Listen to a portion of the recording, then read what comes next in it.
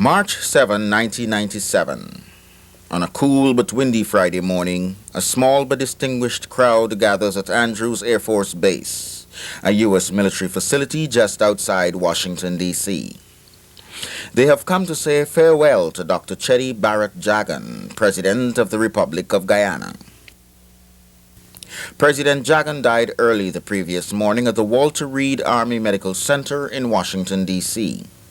He was surrounded by his wife, Janet, his son, Cheddi Jr., better known as Joey, his daughter Nadira, and their families. His death comes only 2 weeks before his 79th birthday. As he had done in life, President Jagan fought courageously to the end, trying to recover from a heart attack that he suffered on February 15th. On December the 9th, you will be exercising your right to vote, a right which was won for you by the PPP in the early 1950s. One of the first battles we fought was for the right of every Guyanese to vote. Universal adult suffrage was and is, for us, a fundamental question. Without that, there can be no democracy. And without democracy, there can be no progress. And so today, family, friends, Guyanese and U.S. government officials, and military personnel are on hand to witness the honor guard just before the president's body is flown home back to Guyana, where he would be laid to rest. A Guyana Airways Boeing 757 arrived around dawn with an official delegation from home. Among them, Ministers Ripu Daman Prasad and Sri Chand, and Commissioner of Police Laurie Lewis. Together with the immediate family and Guyana's ambassador to the U.S., Dr. Odin Ishmael, they would accompany the casketed remains draped proudly with the golden arrowhead. At this somber event, Guyana makes history in the United States of America. Officials from the U.S. State Department recalled that it was probably the first time in recent history that military honors were accorded to a foreign head of state who had died in the United States. John Hamilton of the State Department leads off the day's tributes. Ladies and gentlemen, my colleagues from the State Department and the medical staff of the Walter Reed Hospital are here this morning to pay our last respects and to say farewell on behalf of the American people to a foremost statesman of the Caribbean region during the last half-century. President Cheddi Jagan was a guiding force in Guyana's national life and politics for more than 50 years. He was a founder of the People's Progressive Party, which led Guyana's movement for independence.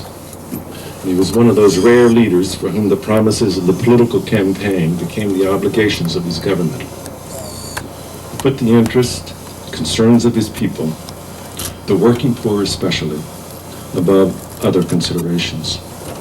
He was a creative and principled humanist who sought innovative solutions to particular problems of income distribution. He brought the same humanity and forgiving nature to his conduct of foreign affairs that he practiced in domestic and national affairs. The United States was proud to have developed the strong bonds of confidence and mutual respect and friendship that characterized our relations in recent years. We shared a common commitment to democratic government and to the goals of social justice and equity, for which President Jagan labored and which he embodied. We extend our heartfelt sympathy to you and to your family, Mrs. Jagan, and to the people of Guyana. Our prayers are with you as you accompany President Jagan on his last trip home to Guyana. Distinguished Mr. John Hamilton, Deputy Assistant Secretary of State,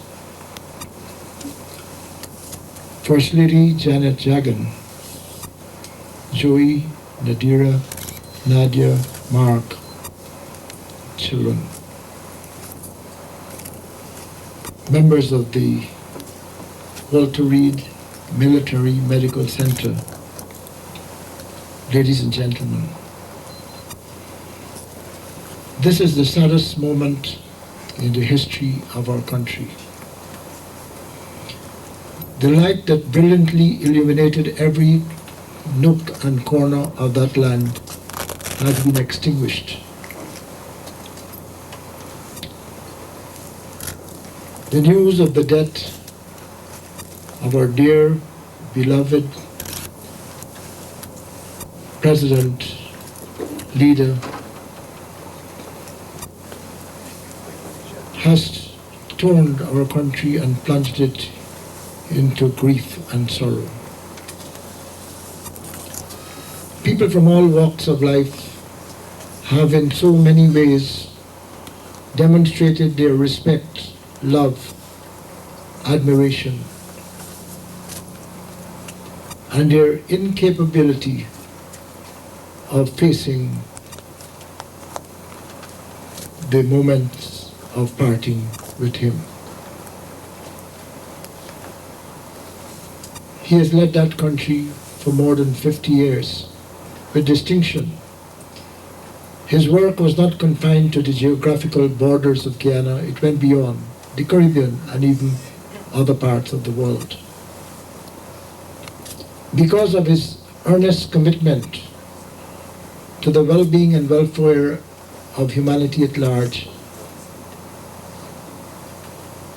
Dr. Cheddi Jagan has won the respect of people from all levels of society and in all parts of the world. Our presence here this morning,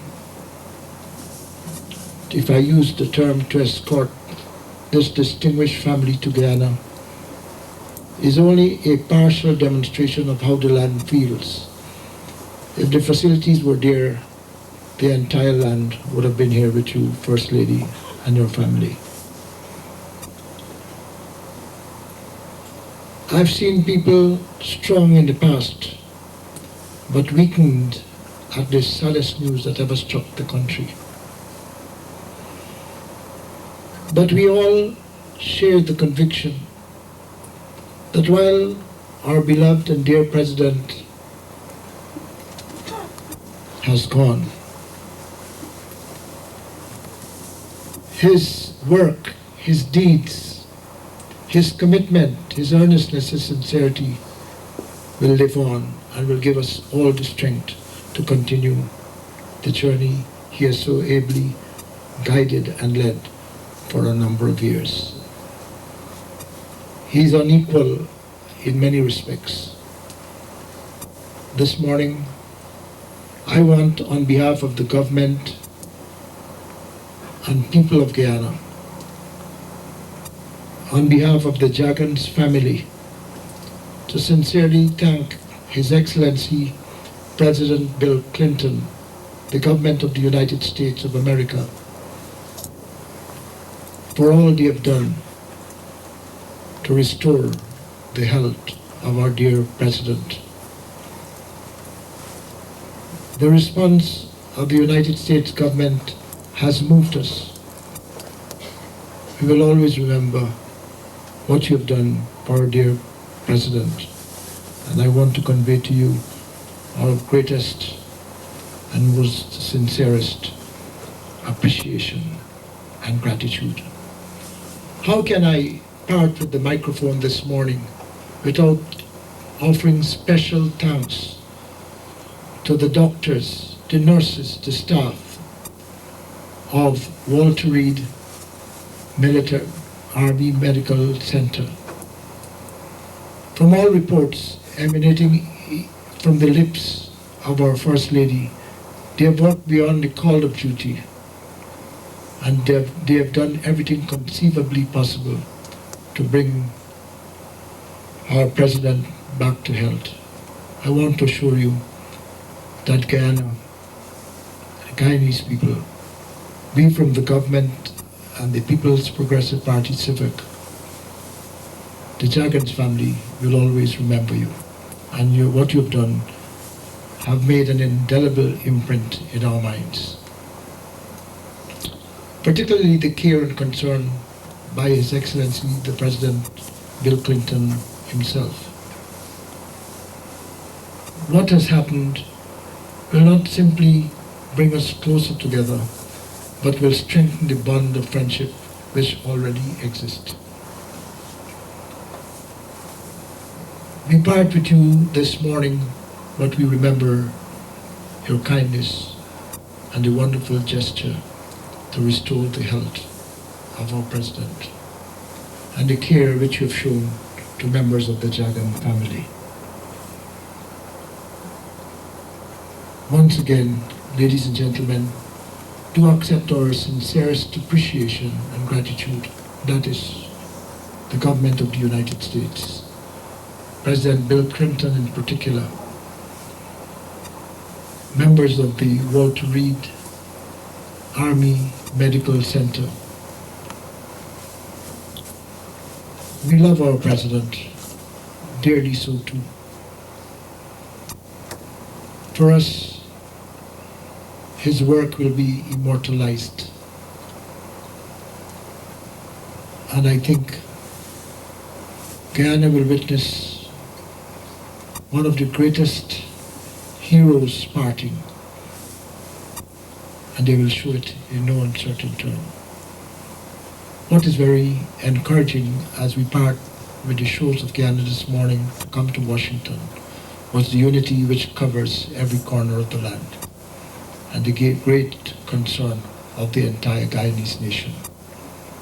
Once again, Mr. Hamilton, to convey our thanks and appreciation to your government, to President Bill Clinton, for the hospital, and to all those who in so many ways have shown kindness and concern and have contributed so magnanimously for the restoration of the health of our dear President. Once again, thank you very, very much.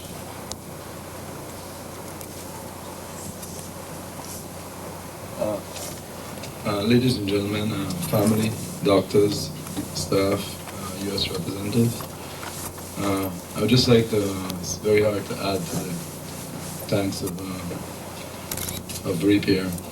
But I'd just like to thank again the U.S. government from the first movement of my father from Guyana through Panama to Walter Reed. It was, very, very moving and very professionally done, with all kindness and love for my father. From the nurses and the doctors, I must pay them a special tribute for the work they did. I hope that one day, God willing, they could come to Guyana and enjoy our country without the pressures of medicine. I'd like to thank the government of Guyana for providing us with this return home. I'd like to thank the United States government for looking after everything in detail. And most of all, I'd like to thank our immediate family, Clive, Auntie Edith, the cousins, everybody for coming here. I'm sorry some of you can't see my father, but I'm sure you have a picture of him in full life, and you remember those days in full life. I'd just like to read to you a quick thing that I wrote at his bedside as he was passing away. I made some notes. I was with him to the end. I'm writing to him really. You are on a special bed provided by the U.S. Army, a very special bed. It costs a lot of money. Everything done by the U.S. Army and personnel was the best for you, all the way from Guyana to here at Walter Reed. At this time, 11:30, Wednesday, 5th March, you are breathing by respirator with intravenous drips, etc. But you are at peace in a world of sleep, deep dreams before you exit this narrow world. You have made your mark on history. You have given your most. You have tried your best. I hold your left hand, and it is motionless but warm. Last time you squeezed my hand, you gave me an indication of hope. All hope is lost now, and you are dying. Dying, you of all people, you who was supposed to live much longer. To 100 years old. How horrible, how terrible, how unfair. You tried so hard to bring a new beginning, a new frontier of energy to a picket fence of corruption, lethargy, and despair. Look at you. lying here without a mission really completed. You wanted another term to try and set the nation moving in the right direction. Your color is still there in your face. Your head, forehead feels so fine. But it is your beautiful chest which I like touching. I wish I could rub your back and your legs and your hands, but it's too late.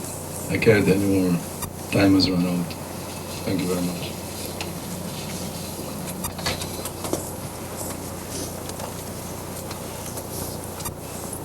Honor! Guard! Stand! Guard! Hunt! Stand! Hunt! Stand!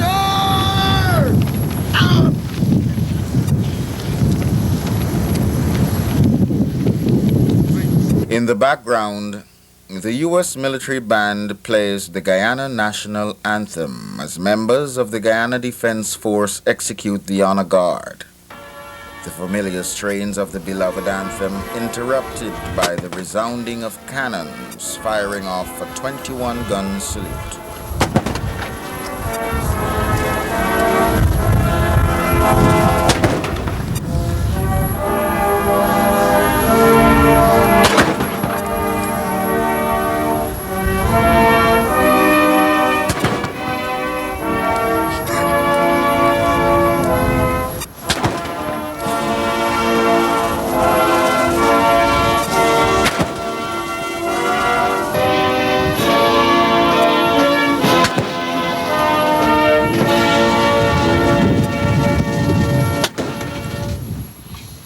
The Star-Spangled Banner, national anthem of the United States, accompanies the officials, family, and friends who remain distinguished even in their hour of grief.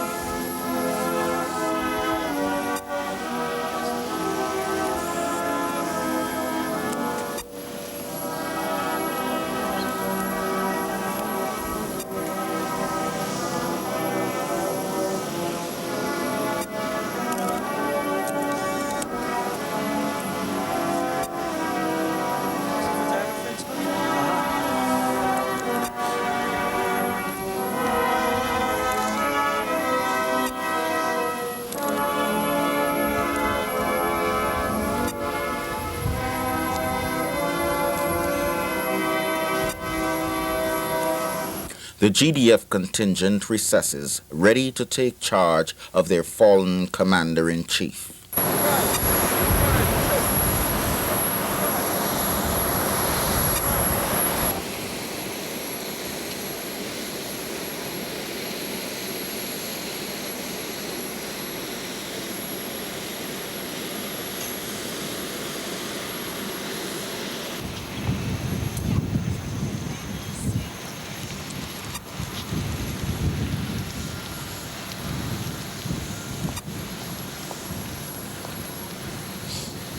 The U.S. military contingent now processes off the airbase. They will be followed by the band.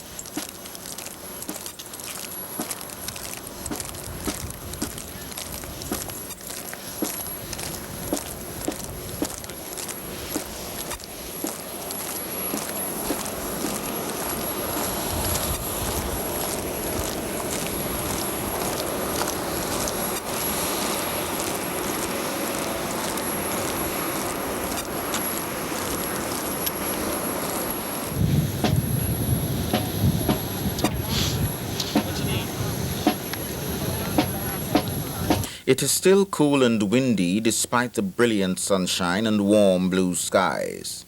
And the GAC carrier that will take this delegation and its precious charge back to Guyana stands out boldly amidst the backdrop of a U.S. Army base.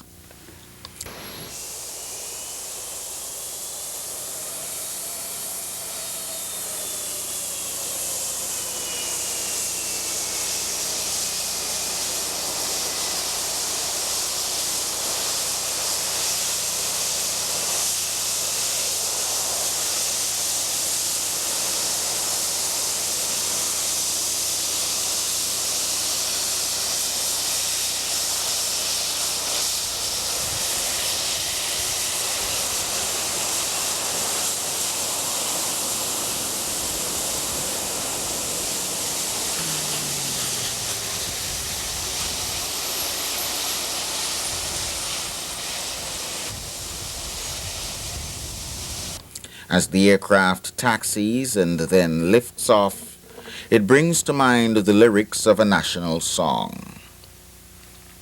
And though I roam o'er hills and vales, and brave old Neptune's foam, o'er crags and rocks and mossy dells, I still will turn me home.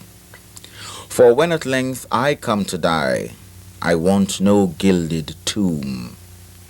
Just let me rest within thy breast, where thy sweet flowers bloom.